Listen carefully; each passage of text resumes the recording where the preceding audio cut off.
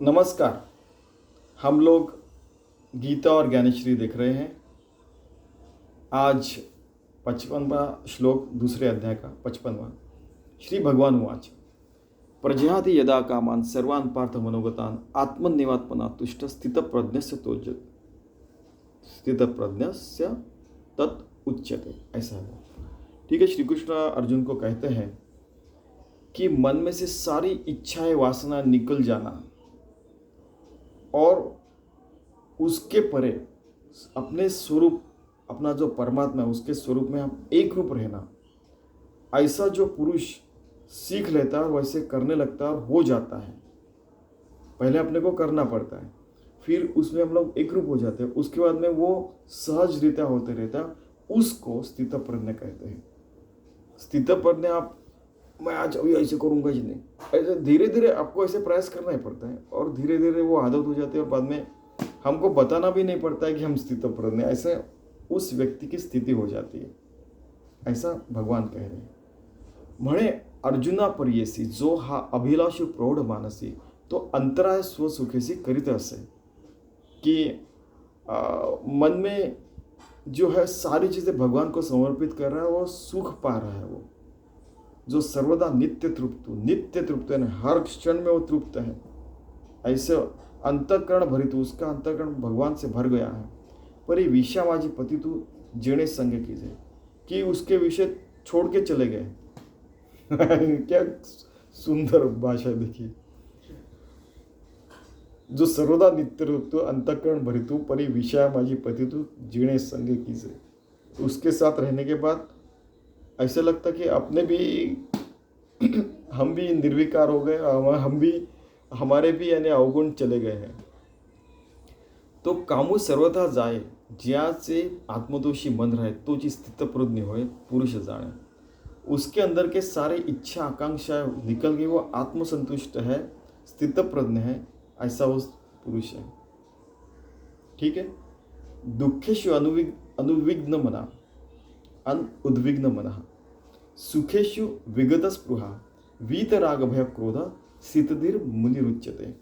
कि सुख हुआ, दुख हुआ, सुख हुआ तो या बहुत खुश हो गए, उद्विग्न मन है, दुख बहुत ऐसा है वैसा, उद्विग्न हो गया मन। सुखेशु विगत स्पृहा, कि सुख आया तो ठीक है, और वीत राग भय क्रोध, कि अगर राग आया, क्रोध हो गया तो भी शांत हो, वो स्थित देर मुनि उच्चते। कि ऐसा होता होते रहता है। और बात यह है कि कभी कभी हम लोग तो मानो है, तो कभी हमने को छोटा सा दुख, छोटा सा सुख तो होगा ही, कभी भी बड़ा दुख और बड़ा सुख भी होगा। तो उसमें भी स्थिर बुद्धि रहने का, भगवान के प्रति समर्पित रहने का, ऐसा जो व्यक्ति करता है वो स्थित प्रज्ञ रहता है। नाना दुःखी प्राप्ती ज्यासी उद्वेगू नाही चित्ती आणि सुखाची आरती अडपायजे ना। कि सुख हुआ, दुख हुआ, फिर भी अपने मार्ग से वो ढलता नहीं, वो अपने परमार्थ मार्ग से चलते रहता है। शूरस्य धारा, जैसे तलवार के पाते से चल रहा है तो चलते रहता है, और अपनी स्थित प्रज्ञता वो बनाए रहते। कभी कभी क्या होता है, पहले प्रयास करना पड़ता है, फिर आदत हो जाती है, वो स्थित प्रज्ञ उसकी आदत हो चुकी है। देखिए कितना सुंदर लिखा है। और वो फिर से देखते हैं, नाना दुख की प्राप्ति जैसी उद्वेगू नाही चित्ती आणि सुखाची आतिश अडपायजे, उसमें वो अटक के नहीं बैठता है। सुख हो गया, दुख हो गया, वो अपने मार्ग से चलते रहता है, भगवत प्राप्ति की तरफ भगवान से एक रूप रहता है। अर्जुना ज्याच्या ठाई कामक्रोधी सहज आणि भयात तेणे काही परिपूर्ण तो। काम नहीं आता है, क्रोध नहीं आता है और भय भी नहीं आता, चलते रहता है अपने मार्ग से। ऐसा जो निरवधि, किसी का वध नहीं करता, तो जाना हा स्थिर बुद्धि,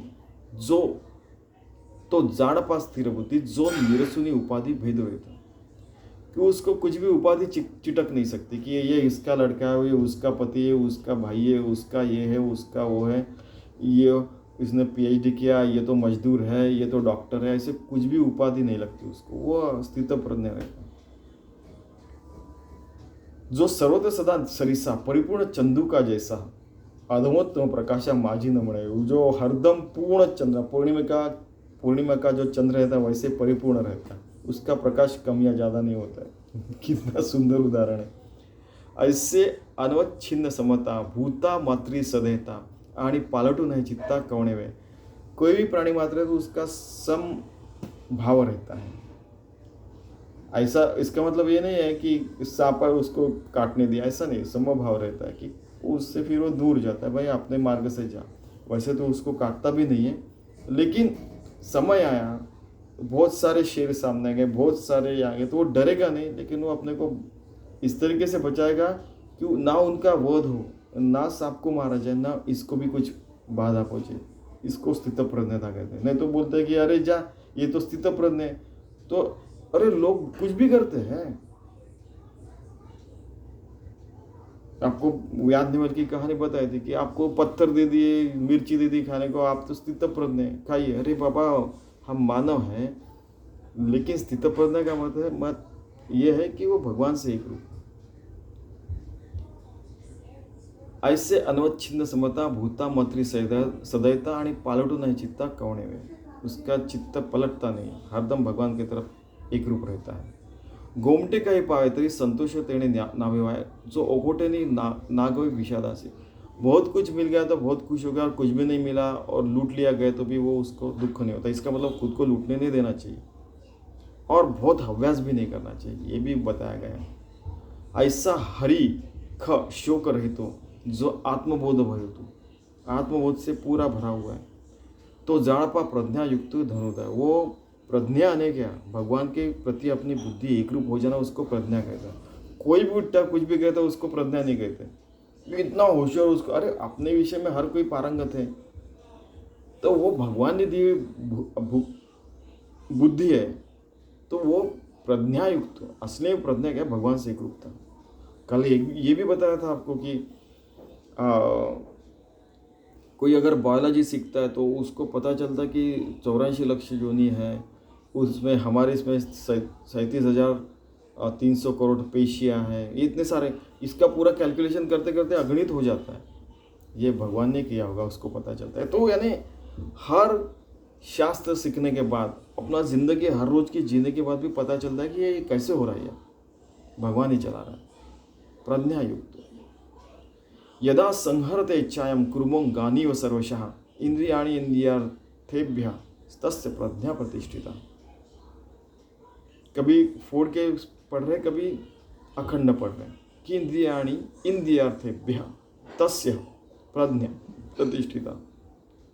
कि जैसे कछुआ जो रहता है, उसको चाहे तब अपने पैर बाहर निकाल कैसे तो वो तैरता है, उसको सामने दिखता है कि अरे मगरमच्छ आ गया, तो अपने पैर अंदर ले लेता है, उसके कारण उसको चबा नहीं पाता, वो फिर वो चला जाता है आगे, और ये फिर अपने पैर बाहर निकाल के फिर से वो चलने लगता है। तो वैसे ही इसकी सारी इंद्रियां, मन, बुद्धि, आत्मा, हर कुछ इसके कंट्रोल में रहता है, जो स्थित प्रज्ञ रहता है, और अल्टीमेटली उसका कंट्रोल भगवान के पास रहता है। भगवान ही उसके माळिये जेवते नेले तेवते निवांत चिकिले, ऐसे पानी ऐसे होगा। तो भगवान की जैसी इच्छा वैसे वो चलते रहता है, ऐसा अल्टीमेटली उन्होंने कहा है। का कुर्म जियापरी उवाईला अवयव पसरी, ना इच्छा वशे आवरी अपने आपण। जब चाहे तब वो पैर बाहर निकालता है, अपना कुर्म यानी कछुआ, और वो तैरते रहता है। जब कुछ बाधा आती है या कुछ संकट आता है, वो अपने पैर अंदर ले लेता है। ठीक है, इच्छा अवश्य, अपनी इच्छा से, और क्योंकि जो आवश्यक है वही करने वाला है स्थित प्रज्ञा। तैसे इंद्रिये आपैते होती, जया म्हणितले करीती त्याची प्रज्ञा जाण स्थिति पातली। इंद्रिय भी उनकी सुनती है, इंद्रिय भी स्थित प्रज्ञा जैसे ही बर्ताव करने लगते हैं, बुद्धि भी स्थित प्रज्ञा जैसे बर्ताव करने लगती है, क्योंकि प्रज्ञा भगवान के जगह स्थित हो जाती है। कितना सुंदर, जो भगवान बताना भूल गए वो यहाँ पे ज्ञानेश्वरी में आया है। भूल गए नहीं, भगवान ने परिपूर्ण कहा है वो, लेकिन हमको समझ में नहीं आता, इसलिए ये भगवान ने बताना भूल गए इसलिए बताया। नहीं, ऐसा नहीं है, वो सब भगवान ने ये सारी चीज़ें बताई थी, लेकिन वो और एक्सप्लेन करके हमको जो पच सकता है उस तरीके से ज्ञानेश्वर महाराज कह रहे हैं। यानी देखो दोनों भी साइड से कैसे कहा गया है। कितना एक परिपूर्ण ग्रंथ है गीता और ज्ञानेश्वर। विषया विनिवर्तन्ते निराहारस्य देहिना रसवर्जम रसोप्यस्य परम दृष्ट्वा निवर्तते। जो निराहारी हो जाता है उसकी वासना निकल जाती है खाने में, अभी नहीं कुछ खाने की इच्छा नहीं है, बस उसका रस के ऊपर से अपना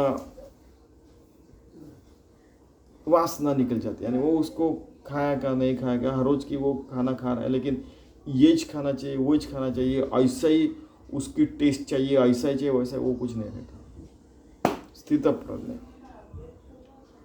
आता अर्जुन आणिक एक सांगे ऐक्य कौतिक या विषयांत साधक त्यजिति नियमे, कि अगर आपको ऐसे भाव में आना है स्थितप्रज्ञ, तो आपको क्या करना पड़ेगा, नियम लगाना पड़ेगा। तो आपको अगर किसी ने बताया कि सुबह चाय नहीं पीना चाहिए क्योंकि आपको अभी तकलीफ हो रही है, तो 6 बजे आप उठते हैं, 5 बजे उठते हैं, तो 7 बजे चाय पी रहे हैं, 8 बजे, तो उस समय हम लोग पूजा करते हैं, उस समय 8 बजे चाय पीने के बजाय पूजा करें, तो हम लोग भूल जाएंगे और वो नियम बन जाएगा कि पूजा करने का है। तो ऐसे धीरे धीरे अपने जो आवश्यक नहीं जिंदगी में वो सारी चीज़ें निकल जाती है अपने जिंदगी से। कैसे, नियम लाने से। श्रोत्राती इंद्रिय आवरती पुरी रसने नियमन करती ते सहजता कही जाती विषय ही, कि इंद्रियों का नियमन हो जाता है। ठीक है, जैसे वरी वरी पालवी खुडीजे आणि मुळी उदक घालीजे तैसे कैसे नहीं नाशी निपजे तया वृक्षा, कि अगर एक वृक्ष जो हमें नहीं चाहिए, कि जो अपने खेती बाड़ी में वो गड़बड़ कर रहा है, तो उससे क्या हो गया कि उसको समूल इतना सा उसको समूल नष्ट करने का, तो वो फिर से नहीं आएगा। ठीक है, वैसे समूल जो अवगुण है उनको नष्ट करने का।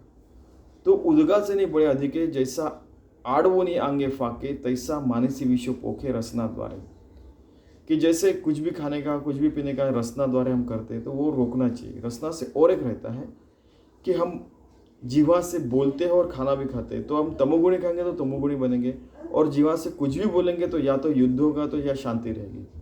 तो हम शांत मार्ग पे ऊपर और आत्मतृप्ति की तरफ ही जाना चाहिए। ऐसे जीवा से भी ये नियमन करना चाहिए, ऐसे भगवान कह रहे हैं। येरा इंद्रिया विषय टूटे तैसा निमुन ये रस घटे, जे जीवन हे न घटे तेणे वेण, इसलिए नियम करना चाहिए। मग अर्जुना स्वभाव ऐसी है नियमाते पावे जे परब्रह्म अनुभव होने जाइए, कि ऐसे होने के बाद स्थित प्रज्ञता आती है, सारे इंद्रियों को भी अच्छी आदत लगती है, वो भी स्थित प्रज्ञ हो जाते हैं, पूरी देह मन बुद्धि आत्मा से हम लोग स्थित प्रज्ञ हो जाते हैं, भगवान स्वरूप हो जाते हैं, भगवान ही हो जाते हैं। ऐसा ज्ञानेश्वर महाराज कर रहे हैं, श्री कृष्ण भी कह रहे हैं। तई शरीर भाव नासती इंद्रिय विषय विसरती, जय सोहम भाव प्रतीति प्रकट हुए। सोहम कि वही परमात्मा मैं हूँ, ऐसा शरीर भाव नष्ट होने के बाद, विषय इंद्रिय भूल जाने के बाद हो जाता है, वही परमात्मा स्वरूप हम लोग हो जाते हैं, और अपने देह से भी प्रकट होने लगता है, मन से, बुद्धि से, आत्मा से, अपने कर्मों से भी स्थित प्रज्ञता वो प्रकट होने लगती है। भगवान ही हमारे रूप से जिंदगी जीने लगता है। कितना दिव्य है ये। धन्यवाद।